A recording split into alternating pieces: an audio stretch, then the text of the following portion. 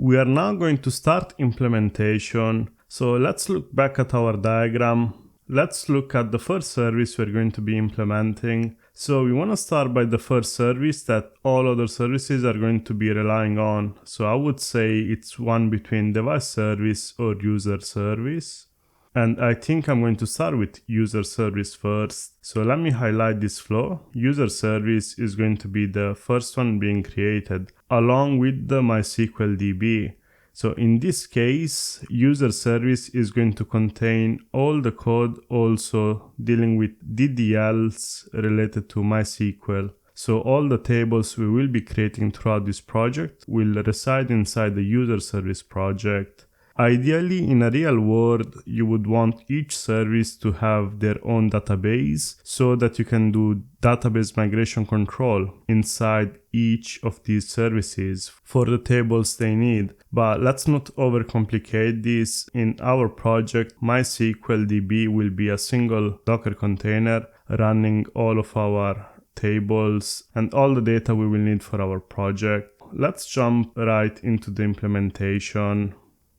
The first thing you want to do is go on Spring Initializer and you want to create an empty Spring Boot project. We're going to be using the same format for all of these services. The thing that is going to change are the dependencies, but the rest is going to be using Java with Maven, and we're going to be using the latest Spring Boot version. It's going to be 3.5.7, so this is the stable one.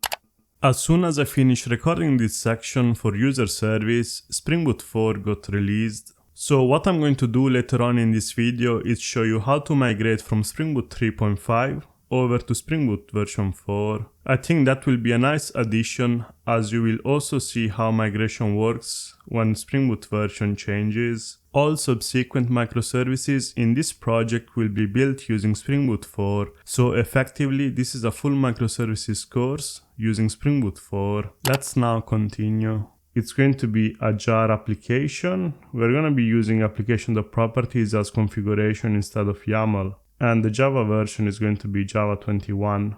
So let's give it a group name. So it's going to be com.LeetJourney. And it's going to be called user service. You can add a description here if you want. Let's add dependencies. So we need Spring Web.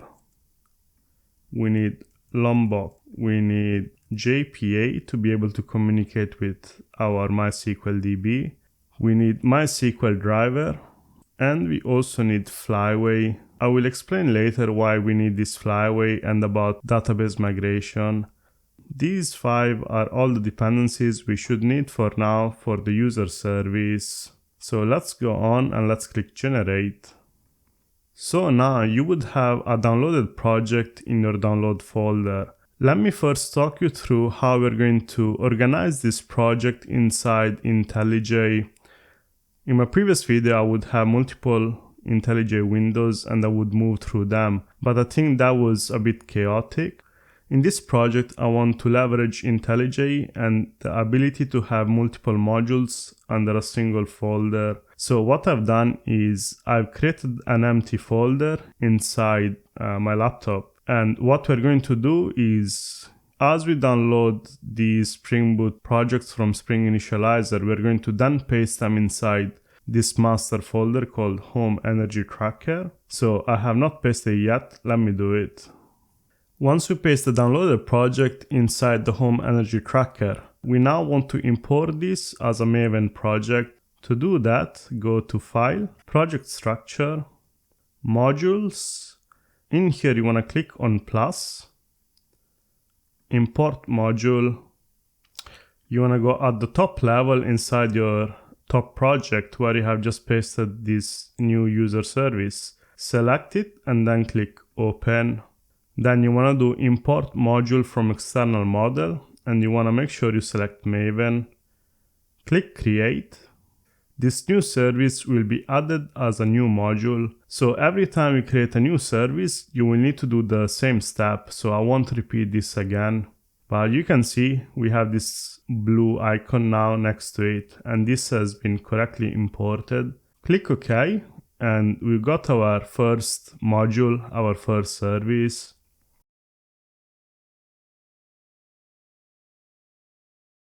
We have now downloaded a user service initializer project and we have opened it in IntelliJ. The next thing we want to do is create this MySQL database. So there are various ways to run this on your local machine. The best way, I think in our case, is to use Docker Compose file. So in our Docker Compose file, we are going to have all the services we will need throughout this project. That way we will not have to deal with brew or other kind of system configurations. It will be all managed by Docker. So if you haven't already, download Docker and let's start by creating our first Docker Compose file. So if you go back to IntelliJ, what I have thought is to put all the common files inside this top level folder, so in the home energy tracker folder. What you want to do is up here you want to select new file and we want a new docker compose.yaml file. In here we're going to have all the services we need. So the first service is a MySQL service. So let's start by doing services. You have to make sure that the indentation is correct. So I've got a suggestion from autocomplete. Let me go ahead. We are going to use the image of MySQL, which is 8.3.0. The container name is going to be MySQL. Make sure these are not already used as part of your Docker installation if you already have one. We want to restart it always and we want to set up some password and the database name. So in this case it's going to be home energy tracker. The ports is going to be run on 3306 and it's going to map to 3306. And we also going to have two volumes. Actually 3 volumes. So the first one is a init volume. This is going to initialize our database. It's actually going to create this database. Otherwise this is going to error out. So let's start by creating this init.sql. So as you can see, I already identified a path where I want to put this. Again, in the top level folder, we want to create a new folder, a new directory called Docker. In here we want to create a new directory called MySQL. And in here we now want a new file called init.sql.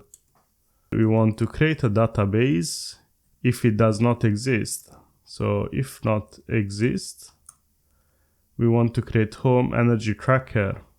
And then we want to use this home energy tracker. By the way, make sure the name is the same. So we've got our first error. So this is using underscores. Let's make sure that in our Docker Compose we are also using underscores. Let me just change it to underscores. So this now matches. So this is going to create a database if it doesn't already exist and is going to use that database. So let's go back to our Docker Compose. So we've got our volumes. Let's just define the data volumes in here. So what this is going to do is going to create a Docker container that will be running MySQL. What I want to do is also create a very simple README file so that we remember how to run this. So at the top level, I'm going to create file read.md. And in here, I'm going to put some very simple instructions. We've got a typo, so this is compose, not components. So let's refactor. So now it's the correct one. Okay, let's go back to our Docker Compose. Let's open a terminal window. You want to make sure that the terminal is at the top level directory. We are in home energy tracker. We want to do docker compose. Let's do it in verbose mode. Up -d. -d stands for detached mode. So this is running. If it's your first time, it's gonna take a while. I've already rerun this, but just for you guys, I've deleted everything I have in Docker just so it's as similar as your setup. Okay, so it looks like a MySQL container has been created. But we are not able to verify what is inside this MySQL container. So what we want to do now is connect to this database. To do that, we're going to be using MySQL Workbench. This is a tool that I've used throughout my other videos. So as you can see, I already got 2 databases configured. But let me show you how to configure a new database connection. So click on plus, give it a name. So I'm going to call this Home Energy Tracker DB. Host name is going to be the same as you got. So this is running on localhost. Port is 3306, which is the one we have defined on the Docker Compose file. Username root.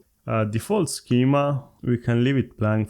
And we want to do password storing keychain and its password. Just click OK. Test connection. Just click continue anyway if you get this warning. Successfully made the connection. So click OK. Click OK again. And now you can see we got a new card, which is going to allow us to connect to our MySQL database. So we will be using MySQL Workbench throughout this video. So if you want to follow along, please make sure you have this set up. It's going to make your life easier later.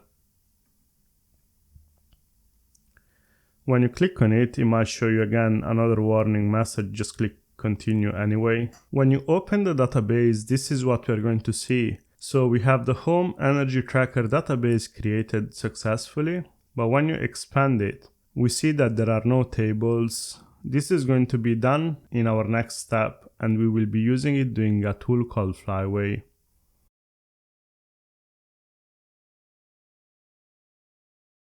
So if you quickly go back to our diagram, we have now a user service and a MySQL database running. Let's start adding some controllers and some code in this user service, and let's also see how to create these database tables inside this MySQL service.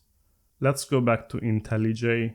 So we will not need the Docker Compose for some time now, so I'm going to close this file, and I'm also going to close this init.sql.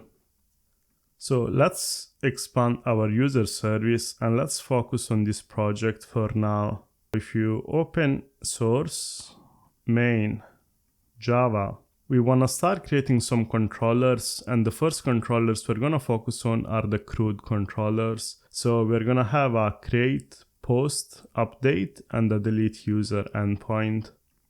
Let's start by creating some packages first. So we're going to need a controller package. We are going to need a service package. So it's very important when you have multiple services to make sure that your code is well organized. Otherwise, as these projects expand, it's going to become a real mess. Let's also create a DTO package. DTO stands for Data Transfer Objects. In this package, we're going to have objects that will be transferred between networks. Mainly, we will have response objects in this DTO. So I think these 3 packages are enough for now. We are going to need more, but let's start with the controller first. So in the controller package, we want to create a new class called the user controller class. This is going to be a REST controller. Let's add a request mapping. So it's going to be API v1 user. In here, we're going to be adding our CRUD endpoints. I already know that we're going to need a service class where we're going to put all the business logic. Let me already put a placeholder for user service, and let's inject it inside the user controller constructor. So this is called constructor injection. This is red for now, but we'll take care of that in a minute. So let's start by creating a post mapping, which is going to allow us to create users. So public response entity, and you want to return the user we have just created. This is going to be a user DTO. This is the data transfer object. And we have data transfer objects because you do not want to expose the internal model. In a user response object, you just want to return the data that the user has requested without any kind of sensitive data or any other internal attributes. So we will need to create this user DTO as well. And This looks good to me, what the autocomplete is proposing. What is happening in here is we're going to create a user which will be sent as a request body. I will be using the same user DTO as input object. And in the user service class, we're going to call a create user method, and we'll pass this input object. Once the user has been created, it will have an ID assigned to it, and we will return this to the client as a HTTP status created with the created object. Let's start by getting rid of these errors. So we want to create a service class, call it user service. This user service class needs to be tagged as a service, and we also want to use SLF4J for logging. So this is provided by the Lombok package, and it just makes logging very easy. In our service class, we're going to put all the business logic we need. We are first going to create a dummy method called public user DTO, create user, and let's have some dummy data. Let's have a logging, and let's just return this user DTO. We will fill this in a moment, but I first want to get rid of these errors because I don't think they look nice and they might confuse people. Let's go back to our user controller. In here, let's import the class we have just created. So that error is gone. We now want to create this user DTO. So in the DTO package, create a new class called user DTO. In here, we want a data annotation. This is going to give us getters and setters. And we want a builder. I think these two should be enough for now. When you want to create a user, we need few attributes. So we want the user to have an ID. By the way, we are adding this ID just as a return type. So when the user is creating a user, this ID will be auto-populated. I'm adding this attribute because we will need this when we create the user and we want to return it back to the client. If you want to avoid this, you could potentially have a request user DTO and a response user DTO. I do not want to add too many classes to confuse you too much, guys. Just keep this in mind. This ID will not be passed in the request body. You will see this later, it will be clearer. So we then have a private string name. Let's have the surname as a separate attribute. We want an email. This email is going to be useful later when we want to send alerts. A user has an address. A user can decide to not have any kind of alerting on. So I'm going to add a boolean called alerting. And if a user has alerting on, we need to have a threshold of energy used, after which the alert will be triggered. When we create a user, we are going to be sending these attributes in. Very important, these three attributes, email, alerting, and energy alerting threshold, will be very useful later on in the video. So we have our user DTO. Let's go back to the controller. Let's import the user DTO here. The errors here are gone. We still got one error here. And that's because we need to import the user DTO also in the service class. So we now have a skeleton of a create user method. Let's go ahead and let's implement this. When we create a user, we have to save this in our MySQL database. But you might be wondering, we do not have any tables in our SQL database. To do that, we are going to be using Flyway. Flyway is a database migration tool, which is going to allow us to version control our database migrations. So all changes we do to our database schema and its tables, we want to version control it. Because let's say one of your teammates wants to rerun this on their machine. If they don't have the correct database set up, they will not be able to run this project successfully. So Flyway overcomes these issues and I highly suggest to watch the dedicated video on Flyway, which explains more in detail about Flyway and how it works.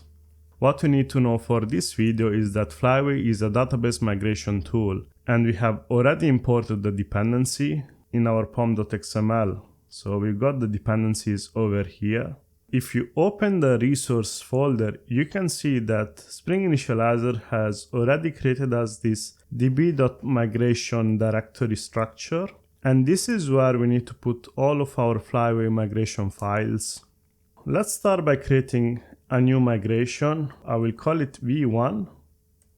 And you need to make sure that this new file has a specific name format, which starts with v. You then want a version number, so in this case it's 1, double underscore, and you want to give it a name. So I'll call it usertable.sql. In here we want to put the DDL SQL query to create our user table. I have already prepared that query. So we are going to create a table called user. Make sure you have this backticks. We are going to have a ID, which is going to be a big int. We want to make sure it's not null, and we want to auto increment it. And this is also our primary key.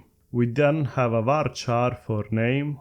Surname can be null. This is up to you really if you want to have it as not null. So I just put it optional.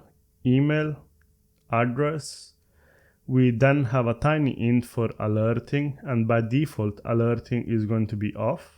And because alerting is going to be off by default, I've also decided to put energy threshold as 0. And I've also added a uniqueness constraint, so we want to make sure that we don't have users with the same email. When you go on websites, you cannot register to the same website with the same email twice. And these are some SQL specific. You don't need to worry about these. So we now have our first migration file, which is going to create us a user table, and you might be wondering how is this going to be applied to the database. When you first start your Spring Boot application, Flyway is going to go through all the migration files. It will have a table inside the database against which it will already check the applied migrations and the new migrations. If there is a new migration, that will be applied to the database. Let's give it a quick run. I think it's going to be easier for you to understand. We want to create a new run configuration for our user service package. Go up here, click on the drop down arrow, edit configurations, and we want to add a new configuration for our application. We are going to call it user service. Select the module, so in this case the module is going to be user service. Select the main class, which is user service application.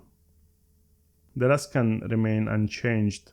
Click apply, OK, and you can see we've got a new run configuration. Let's try to run this.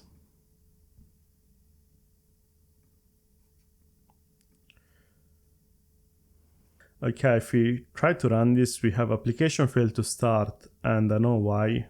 The application is failing to start because we forgot a crucial step, which is setting up the connection to the database. We have not done that yet. So what we need to do is go to resources, and in resources click on application.properties. In here we want to assign a port to this application, so we are going to run this first application on port 8080. Because we're going to have multiple services running on our machine, you want to make sure that there are no conflicting ports. Each application will have its own port, so we'll start with 8080 for user service. In here we are going to add our database configuration.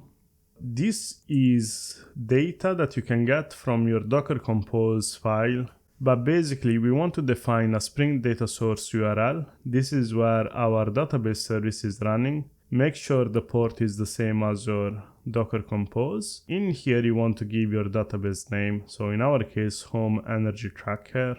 Username is root, password is password. We are going to be using this JDBC driver. Hibernate to interact with the database and send queries. And very importantly, because we are handling DDLs ourselves using Flyway. As you saw, we just created a v1 user table file. We do not want JPA to automatically create tables or do anything inside our database. We want to handle that ourselves, so that's why this is set to none.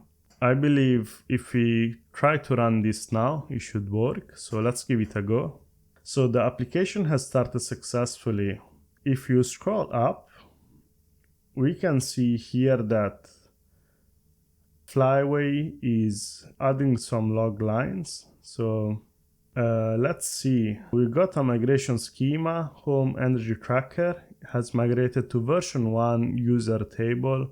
That's our migration file that we created. And you can see we are now at version 1.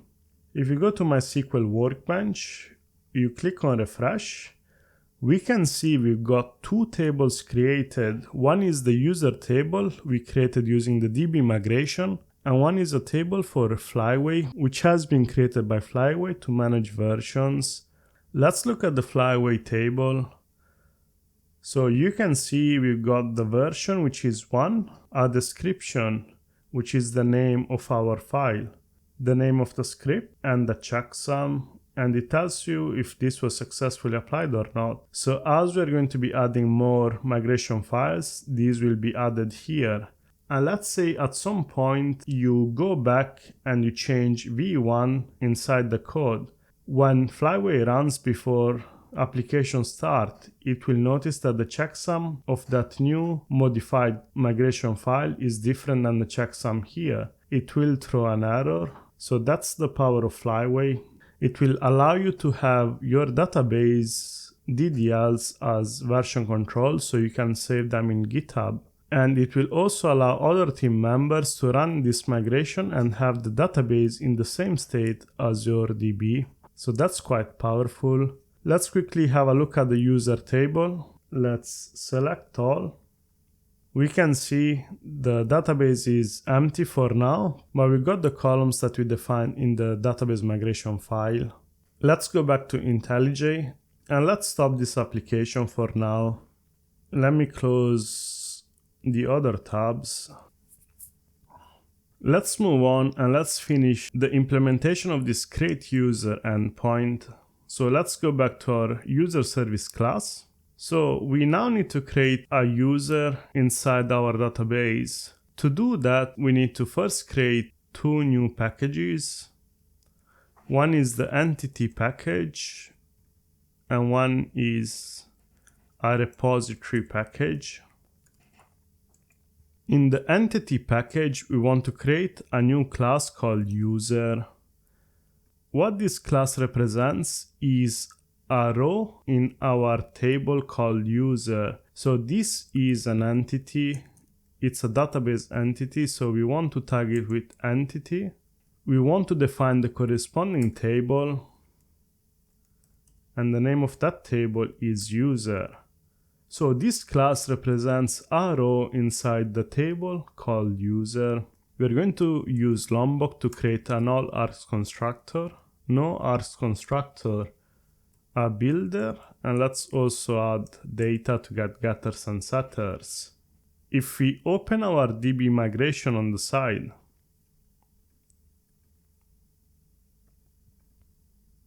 in this user class, we're going to have attributes which are going to be corresponding to the column in the user table we have created in the DB migration. So we're going to have a ID. This is going to be of ID type, so we want to add the ID tag. And this is going to be generated automatically, so we are going to add generated value. Strategy equals to generation type dot identity. We then have a string that represents the name, surname, email, we got address, we got a boolean for alerting, and a double for energy alerting threshold. If you notice, this looks quite similar to the user DTO, but in here we got some extra tags. And one thing to remember is that this name has to correspond to the name of the columns in your database. Let's say in the user entity, you didn't want to call this alerting, but you wanted it to be something else, let's say notifications. You then have to add a new tag called column, and you want to make sure that this column name is equal to the one defined inside the DB migration. This is important because this is required for serialization and deserialization. That's one thing to remember. So let me just call it alerting. Let me remove these imports. So we have created an entity class which represents our user table. We now want to create a repository interface. So go on the repository package, click on new. We call it user repository, and this is going to be an interface. You want to tag this with repository, and we want to extend JPA repository. The first entry is going to be the actual entity class, in this case the user we have just created, and the ID. So our ID type is a long, and we have created a repository interface. We are going to be using this repository interface to actually communicate to the database using JPA. So this will be clearer in a second. Let's go back to our user service and let's inject the user repository inside the user service class. So we're going to inject it using the constructor. We're going to be adding a log line, log.info creating user. What we want to do is we want to use this input user, so I'll call it input, and create an entity user, final user,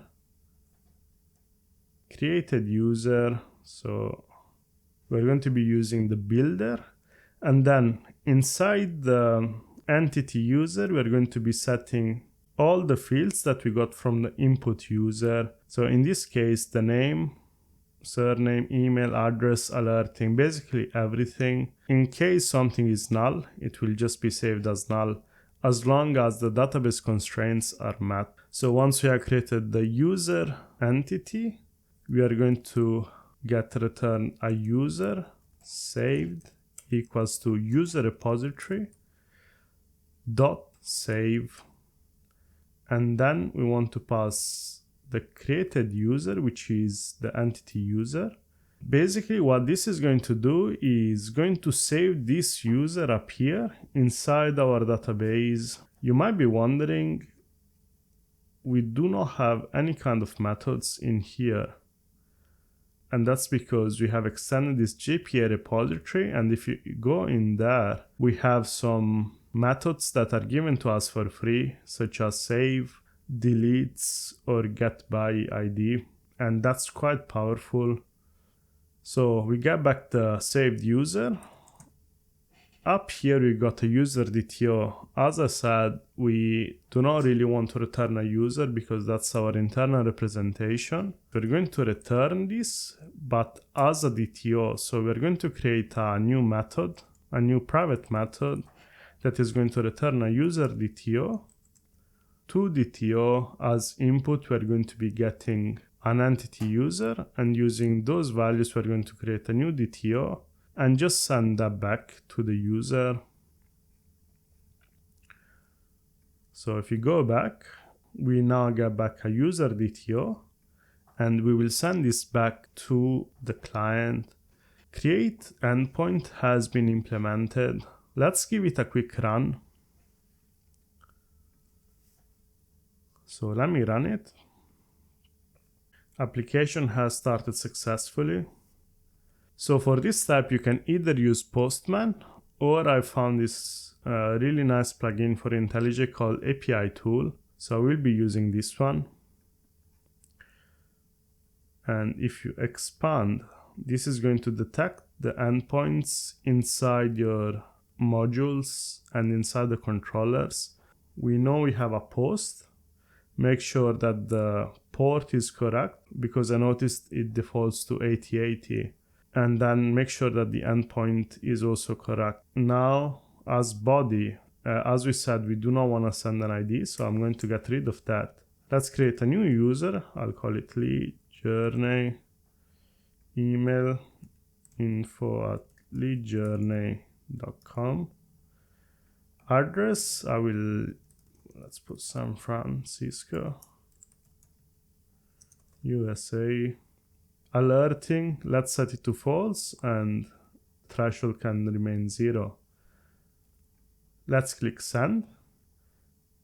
We can see a user has been created. We got a 201, and we also got the ID of this new user that has been created. This user got assigned ID 1.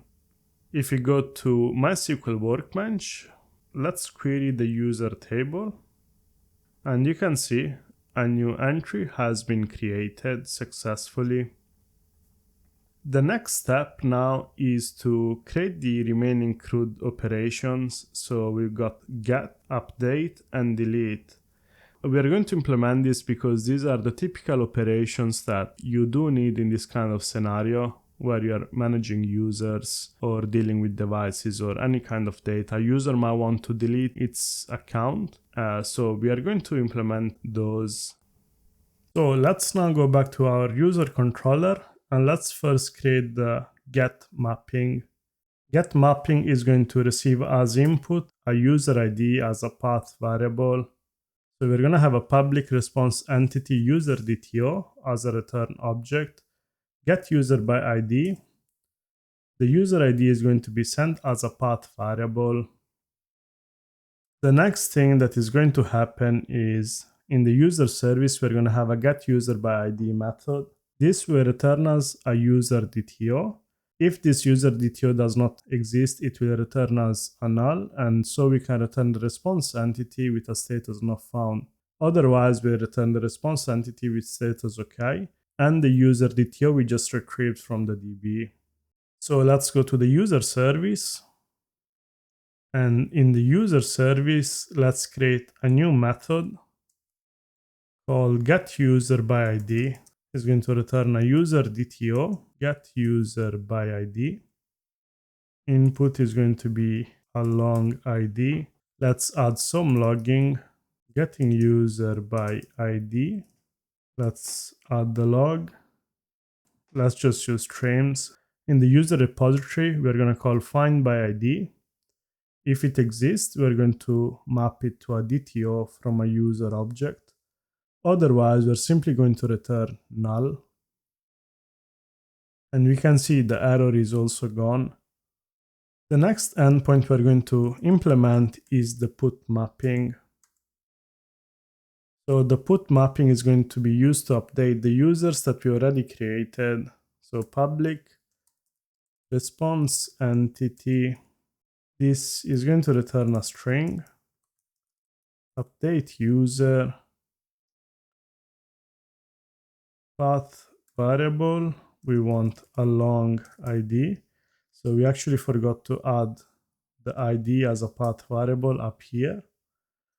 And we are also going to get as input a request body of a user DTO. In here, we want a try catch block. We're going to try and update the user by passing the user ID and the user DTO with the new values we want to update the user with. If that's successful, we're going to return a response entity with a message. So you can see we could also return a user DTO, the updated user DTO. But I wanted to show you something different. So in this case, I decided to return a string. If the update is not successful, for example, if the user ID does not exist, we are going to return a response entity with HTTP status not found. So let's move on to the user service and let's implement this update user. So it's quite a simple method. Public void update user. We're going to have ID and the user DTO. Let's add a line of logging. What we do next is we get a user if it already exists by ID. This will return us what we have in the database.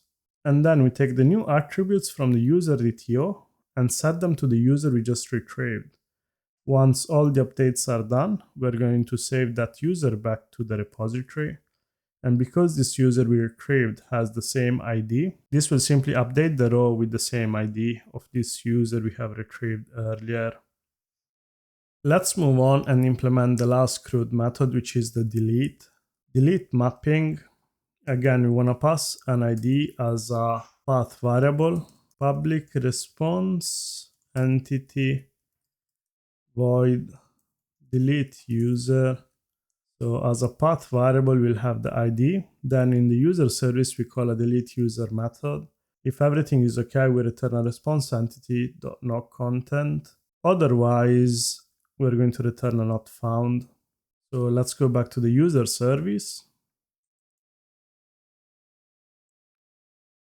Let's see. Autocomplete is getting better and better. This looks good to me. We try to delete a user.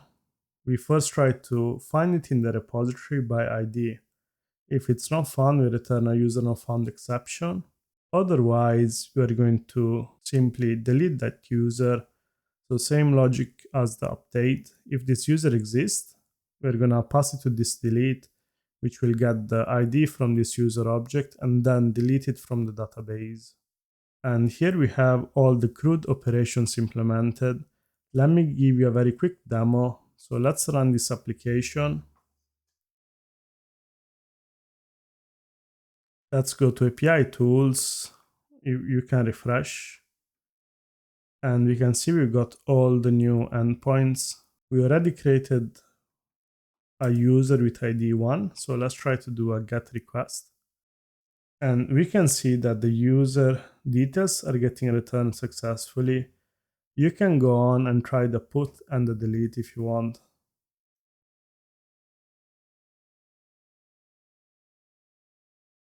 Now that we have our CRUD operations, let's go on and let's improve some of the code we have written. If you go to the user service, you might have noticed that when we call a method, we have a log line for each of these four methods. Because these have very similar functions where we log that we have entered a method and the input that we have received from the calling method, we could avoid having this repeated code with something called AOP. So AOP stands for Aspect Oriented Programming. By the way, I have also made a very detailed video on this topic, so please check it out. But basically, AOP is a programming paradigm that helps you separate cross-cutting concerns from your core business logic. So in very simple terms, AOP lets you add behavior around method execution without changing the method's actual code. So let's see how to do that. Let's go to our source, main, Java folder, and in here we want to create a new package called AOP. Actually, let's call it aspect. In here, let's now create a logging aspect. An aspect is basically a class that contains cross-cutting logic. It will be clearer once we implement it. First thing we need to do actually before being able to write any kind of aspect code is we need to make sure that we have this dependency in our pom.xml. So if you open pom.xml, after starter web, we need to add the springboot starter AOP, and this is going to give us all the tags and the functions that we need for this step. So just sync Maven, and let's go back to our logging aspect. Let's tag this as an aspect. It's also a component. And we want to add the Lombok SLF4J in this aspect because that's what we're going to use to actually print the logs. In here, we're going to have a point cut. A point cut is simply a rule that defines where to apply this advice. We want to apply this point cut to all service methods. All the service methods inside this user service, we want to apply this code we're going to write.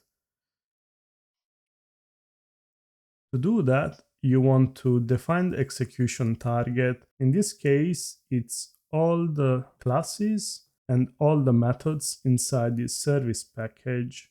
So if you were to add new service classes, this will be also applied to those. You want to define a method name, in this case, service methods. We don't need to put anything in the body. We want to add a before. So before we call the actual body of the service methods, we want to do some logging. So public void log before join point. With join point, we define the specific point in the application, which is usually a method execution where the aspect runs. In here, we want to add our logging. The join point is going to give us the method name and the arguments, so we can use the log to log those arguments on the console. This way, we will not have to add this log line every time we have a method called in a service. Let's also add something else. Let's also add the after returning method. So once a method has finished executing, we also want to log that. So the point cut in this case is again service methods and returning result. This will allow us to print the returning result as well. And in here, log.info, service method returned. So we'll get the name of the method, and we will also get whatever has been returned by the method. So if you go back to our user service class, now we can remove these log lines because these are now going to be handled by our logging aspect. You can still, of course, have log lines in between if you really want, but for what we had earlier, these are not needed anymore. And I think this makes it cleaner. We don't have to repeat this code everywhere, and the user service also looks way better. So let's go on and let's test if this works. Let's rerun this. Let's first do some operations, and then we will come back to the logs. Let's create a user. I'll call it springboot info@spring.com. Address New York. Let's leave the rest the same. So let's send. A user has been created. Let's do a bunch of GET requests. So let's get for 1. Let's get for 2. Now let's go to our console and let's see what has been printed.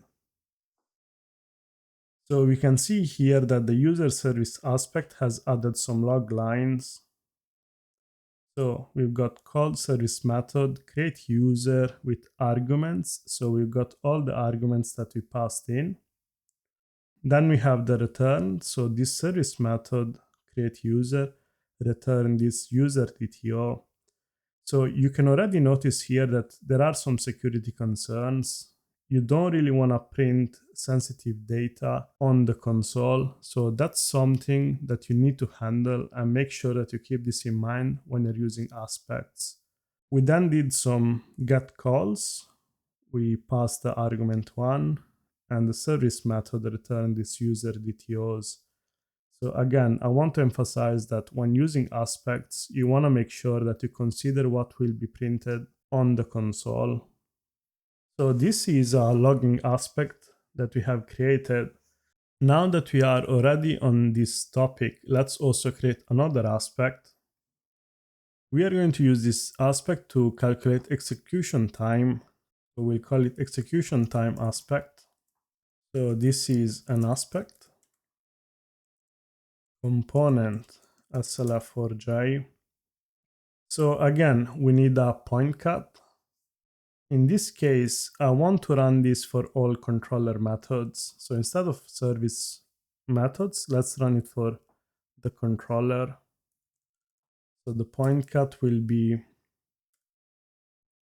execution, all the classes in the controller package for all those methods. In this case, the methods are the CRUD operations we've got.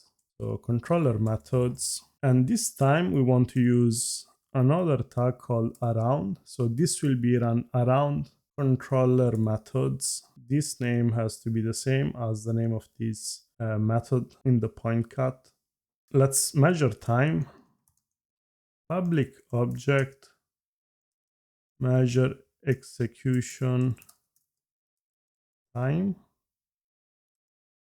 proceeding join point, call it PJP.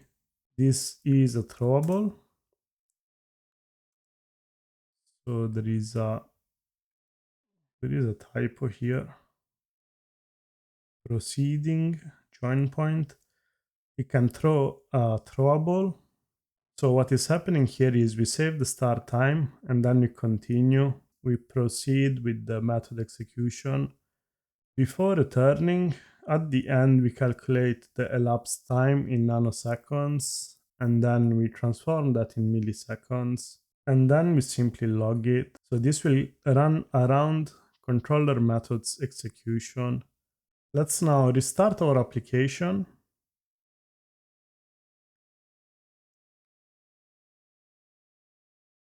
And let's do the same as before. So let's create a user. In this case, let's say Java book email info@java.com Seattle. Let's click send. A user has been created. Let's do a get. Now let's go in our run logs. Let's see what has been printed.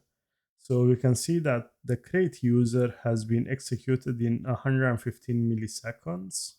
And the get was executed in 56 milliseconds. And at the same time, we can also see the logging aspect having those log lines printed. So you can see that these aspects are a really powerful tool that you can use when building your applications. As I said, I have a specific video on this topic, so please check it out. I will leave it in the description. So for now, this is all we need for our user service. We have created some operations, some endpoints in the user controller. We will have to come back to this once we have also implemented the other services, because we might need some other endpoints in here. Also remember that all the DB migrations for this project for MySQL, they will go inside user service. So when a new migration will be added, you will need to restart user service. So if you have followed up until now, you should have working code. But if you are struggling, go on GitHub and clone this repository. You can see the link on screen, and then check out the specific tag. Once you check out the specific tag, you will have the code we have built so far.